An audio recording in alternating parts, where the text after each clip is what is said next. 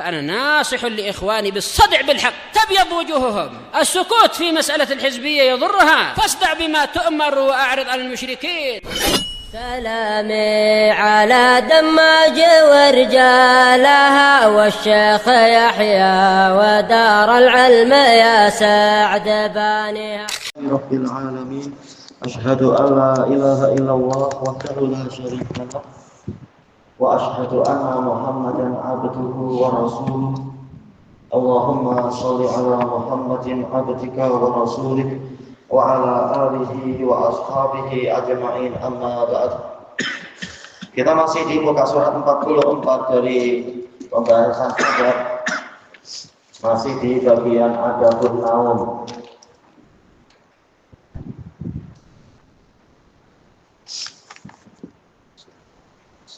Qala hafizahullahu ta'ala asani la tanam ala tariqah. Jangan tidur di tengah jalan.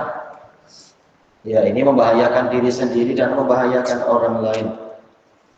An Abi Hurairah radhiyallahu anna Rasulullah sallallahu alaihi wasallam qala idza arrastum bil lail, jika kalian singgah di suatu malam, yaitu singgah di suatu tempat, ingin rehat-rehat dulu, istirahat, fajtanibut tariqah, maka jauhilah jalan, fa innaha ma'wal hawami bil lail, karena jalan adalah tempatnya hewan-hewan di malam hari. Hawam seringkali diartikan zawatus sumum, yaitu hewan yang memiliki bisa, memiliki racun, memiliki asid yang kuat. Diriwayatkan oleh Muslim. At-ta'ris ay an-nuzulu akhiral lail, yaitu singgah, berhenti di suatu tempat di akhir malam, lil istirahah, untuk istirahat, untuk berehat. Tayyib. Ini masuk di dalam adab safar dan juga masuk dalam adab naum. Kita manusia, kendaraan juga seperti itu, terkadang perlu istirahat. Ketika memang sudah keletihan, istirahat. Tetapi jangan istirahat terlalu dekat dengan jalan, hendaknya agak menjauh. Alhamdulillah sama sekarang ada rest area, R&R itu, mungkin ada tempat penginap di situ dan sebagainya. Kalaupun tetap harus di dalam kereta, ya keretanya ada di dalam, di area parking. Jadi bukan di terlalu dekat dengan highway, dengan jalan besar. Karena terkadang ada orang sudah meletakkan kereta di tepi jalan, tetap dilanggar juga, dilanggar oleh pengendara yang mungkin mengantuk atau cuaca agak gelap, atau memang di daerah situ lampu-lampu kurang, boleh jadi akan dilanggar juga oleh pengendara-pengendara itu. Akhirnya merugikan diri sendiri dan merugikan orang lain. Kalau di masa lampau memang hewan-hewan akan sering melintas di tengah jalan, terutama di pedesaan. Memang polanya seperti itu.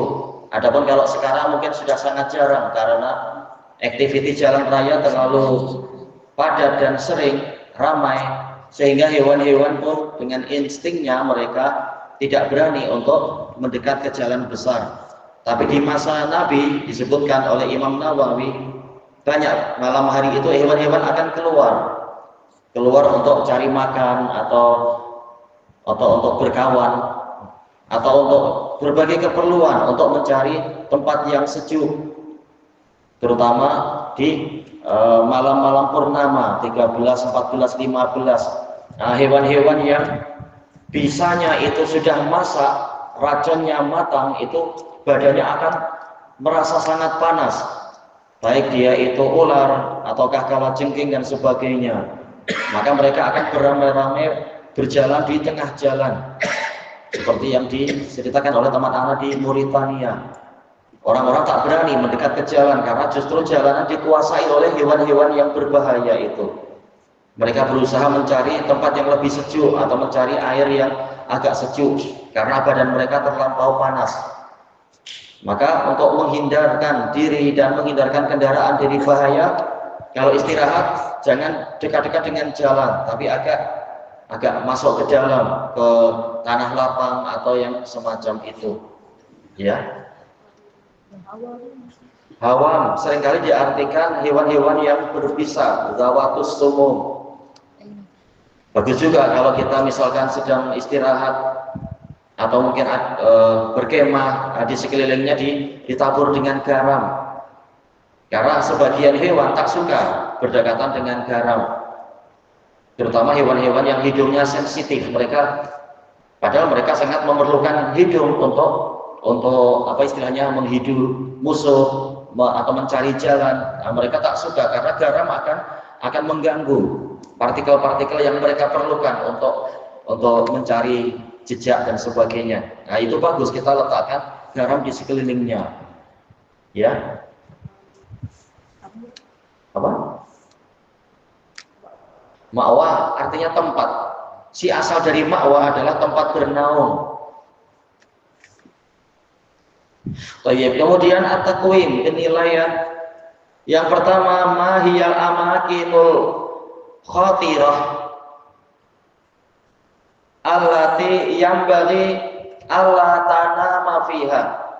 Apa saja tempat yang berbahaya yang semestinya Anda jangan tidur di situ. Apa saja? Jalan.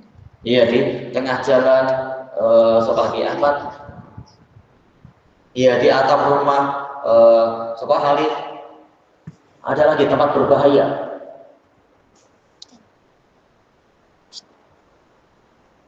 Tak harus yang ditulis di sini. Kita bayangkan tempat yang tak layak untuk tidur di situ. Atau belum jumpa Ismail? Di atas pokok. Yang penting, kecuali kalau apa? Kalau badannya diikat baik-baik dan sebagainya, ya. Tidur di dalam lubang. Tidur di dalam lubang. Memang harus hati-hati juga itu. Jangan-jangan sudah ada hewan di situ, ular atau tikus atau hina. Bahaya sekali. Hina, dogo. Entah istilah yang lain apa tak tahu. Ya. Apa? Hewan di mulut buaya. Memang betul. Apa? Tidur di dalam zoo. Kita salah satu anggotanya. Jangan. Ya. Gua. Si Nabi terkadang juga tidur dalam gua. Yang penting hati-hati, ditengok-tengok apakah kira-kira guanya berbahaya atau tidak. Ya. Tidur dalam air. Iya betul. Iya. Kecuali kalau kita pasukan kata, ya. Apa istilahnya itu? Angkatan laut memang dipanggil pasukan kata, memang terlatih untuk memang hidup di situ. Tapi secara umum orang macam kita paling tahan berapa lama? Ada lagi? Hutan umum, tapi ya memang kalau tak perlu tak perlu tidur di dalam hutan. Boleh jadi banyak hewan yang berbahaya atau jin-jin mengganggu dan seterusnya. Apa lagi? Kandang ular, siapa suruh sengaja di situ? Iya. Rumah orang lain, itu di baling kasut nanti, ya. Tepi kandang biawak. Kandang biawak. Dan seterusnya. Al-muhim yang nampak bahaya atau tidur di atas kompor, itu cari masalah. Dan sebagainya semacam itu. Kemudian yang berikutnya, yang kedua, mada yusafibul ladhi yaqifu lil istirahati fi tariqis sayyarat. Apa yang akan dia akibatkan? Apa yang akan diakibatkan oleh orang yang berhenti untuk istirahat, untuk rehat, tapi di jalanan kereta? Akibatnya apa? Iyalah, kemungkinan akan terlanggar kita. Dilanggar lori kah, dilanggar bus kah, atau motor yang melanggar kita, tak sadar tahu-tahu gimana ada yang parkir di tengah jalan dan semacamnya. Jelas akan menimbulkan bahaya bagi sekian banyak pihak. Baik. Kemudian yang keempat, hal alimta anna Rasulullah sallallahu alaihi wasallam harisun alaik. Apakah Anda tahu bahwasanya Rasulullah sallallahu alaihi wasallam sangat bersemangat untuk kebaikan tercurah padamu, hatta fi marqadik, sampai bahkan di tempat tidurmu, atau marqad yaitu masdar mimi ya, yaitu cara tidurmu, situasi tidur. Waqad alimna, ya kita tahu dalil-dalil yang ada menunjukkan Rasulullah memang sangat menyayangi kita dan ingin semua kebaikan tercurah pada kita dan ingin seluruh keburukan itu dipalingkan dari kita, dihindarkan dari kita.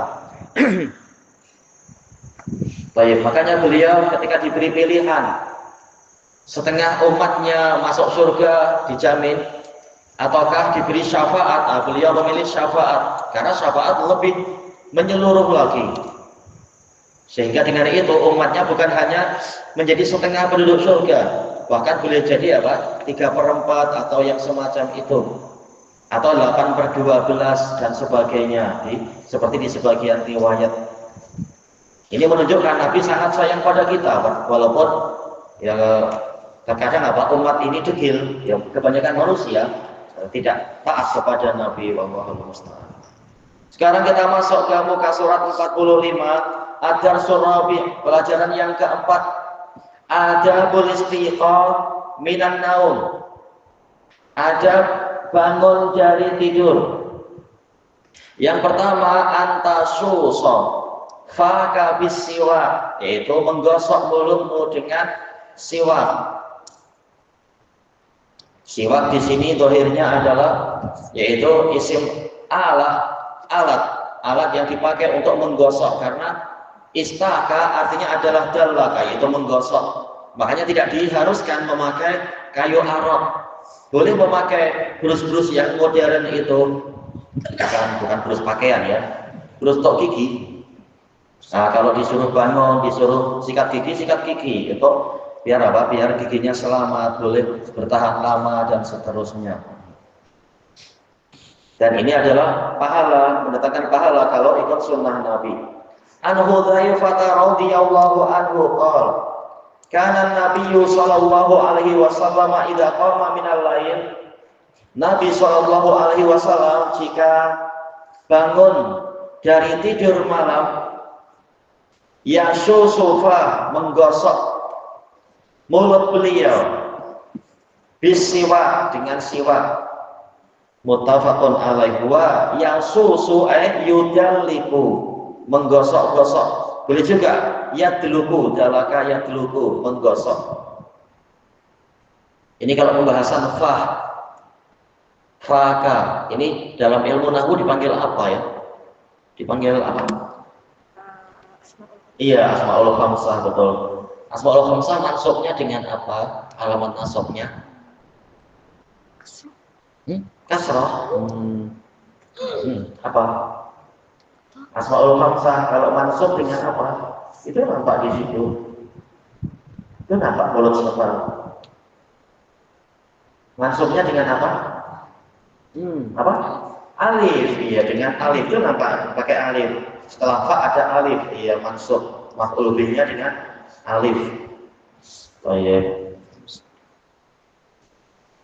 Apa yang diinginkan di sini dijelaskan oleh Al-Hafidz Ibnu Hajar rahimahullah, yaitu tatkala tidur yang agak panjang itu akan menyebabkan irtifa'ul bukhar, dan sebelum Ibnu Hajar tentunya adalah Ibnul Qayyim di dalam Zadul Ma'ad, yaitu kalau kita tidur agak lama maka uap-uap atau sejenis gas itu akan naik dari perut kita sampai ke mulut, sehingga menimbulkan bau yang tidak sedap, atau mungkin sebagian partikelnya akan menempel di gigi dan gusi. Di sini dipanggil gusi juga, gusi ya. Nah, kalau lama-lama memang jadi menimbulkan karang gigi dan sebagainya. Skelin sakit kan? Oh sakit, macam disiksa kita di skelin. Lebih baik apa tiap hari digosok pelan-pelan daripada disiksa oleh dokter gigi. Berdarah-darah lagi biasa kalau skelin. Nah, lebih baik tiap hari kita gosok baik-baik pelan-pelan biar tidak timbul karang gigi dan sebagainya. Asid-asid biar tidak menempel di situ, terutama kalau setelah makan atau minum benda-benda yang bersoda, benda-benda yang mengandung asid, itu gigi cepat rusak. Baik. Maka Nabi sudah mencontohkan untuk menggosok gigi. Walaupun jelas niat Nabi adalah niat yang lebih agung lagi. Karena kata Al-Hafidh, Nabi ingin menghadap Allah, yaitu sholat malam. Nah, beliau ingin untuk sholat dalam keadaan yang paling baik. Karena yang mendatangkan, termasuk yang menyebabkan ridha Allah adalah, yaitu apa? Bersiwak. Makanya biar Allah ridha, kita mendekat di dalam sholat itu dengan bersiwak. Sampai-sampai ini sunnah muakkadah untuk bersiwak setiap kali sholat. Lagi pula ketika kita sholat, seperti dalam hadis Amr bin Abbas As-Sulami, sholat itu dihadiri oleh para malaikat. Nah, kita berusaha agar tidak malaikat itu tidak mencium, tidak menghidu bau yang tidak sedap dari mulut kita.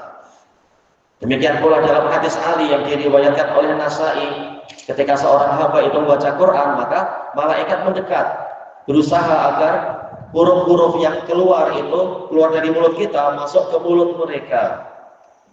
Hadisnya sahih. Nah, maka hendaknya kita berusaha untuk bersiwak baik-baik agar tidak menyakiti malaikat. Karena innal malaika tata'adza mimma yata'adza bihi banu Adam. Malaikat akan terganggu dengan perkara-perkara yang mengganggu Bani Adam. Hadis riwayat Bukhari Muslim. Maka sangat digalakkan dan disunahkan untuk setelah bangun tidur itu bersiwak. Ya? Yang mana tadi? Itu perlu makan, siapa yang ingat ya? Apakah Abi Hurairah? Nanti boleh dicari insya Allah. Terkait dengan ketika masuk masjid, mulutnya hendaknya sudah dibersihkan, jangan ada bau bawang atau daun bawang dan semacamnya. Nah, hadisnya bicara tentang itu. Kemudian yang berikutnya, tastansyiqa bimin kharaika minal ma, yaitu berinstinsyaq dengan kedua rongga hidung, yaitu menghirup air. Minal ma, memakai air. Jangan pakai susu, susah nanti. Pakai air. An Abi Hurairah radhiyallahu anhu, anin Nabi sallallahu alaihi wasallam qala, idza stayqadha ahadukum min manamih, jika salah seorang dari kalian itu bangun dari tidurnya, falyastansir salasa marrat, hendaknya dia menghembuskan air dari hidungnya sebanyak 3 kali. Maksudnya adalah istinsyak dulu, menghirup air kemudian menghembuskannya, yaitu untuk membersihkan rongga hidung. Sebabnya apa? Fa inna syaitan yabitu ala khayashimih, karena setan itu bermalam di rongga hidungnya. Muttafaqun alaih. Ini melampau ya. Taklah kita bayar sewa lagi. Enak saja tidur di rongga hidung kita. Udahlah kita mungkin sering kena resdung lagi. Enak saja setan tuh. Tidak tahu cuci kaki tak. Tahu-tahu asal masuk hidung kita kotor lagi. Maka hendaknya kita mengikuti sunnah Nabi, membersihkan hidung kita. Setan tercipta dari api, dikalahkan dengan air. Jadi beradab ketika bangun tidur, mengingat Allah, berzikir. Karena setan mengatakan dalam hadis yang sahih, yaitu apa? Berusaha agar memulainya bukan dengan zikrullah. Sementara malaikat mengatakan mulailah dengan zikrullah. Nah, kalau orang ini memulai dengan zikrullah, sepanjang hari dia akan dijaga oleh para malaikat. Tapi kalau dia bangun tidurnya tidak berzikir, maka sepanjang harinya dia akan diganggu oleh setan. Diganggu tidak selalu harus kesurupan, tapi apa? Boleh jadi amalan tidak diberkahi, boleh jadi juga mengalami kesialan-kesialan, atau jadi didorong untuk berbuat maksiat. Ini semua juga gangguan setan. Nah, termasuk adab-adabnya tadi itu bersiwak dan juga membersihkan hidung. Jangan bangun tidur langsung buka peti ais. Untuk apa buka peti ais? Tak tahu menyimpan makanan apa. Nah, tangan belum dicuci lagi, kita tak tahu tangan kita sepanjang malam lasak kemana, kita tak tahu. Nah, harus adab-adab itu dijaga demi keselamatan. Ilahuna wallahu a'lam.